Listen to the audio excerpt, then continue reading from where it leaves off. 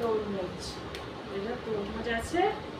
আচ্ছা তরমুজটা কাটবো, দেখবো পাকা না কাঁচা, মানে ভেতরে লাল হয়েছে সাদা আছে। তো তরমুজটা কাটা যাক নাকি? ঠিক আছে। এইটা কুমড়ার মতো লাগছে, কুমড়া যেরকম যেমন লাল হয়। আচ্ছা ঠিক আছে, মুঠিটা থাক, দেখা যাক। বল লাল না সাদা কি আছে? লাল। হ্যাঁ লাল তো, ঠিক তো। হ্যাঁ লাল তো।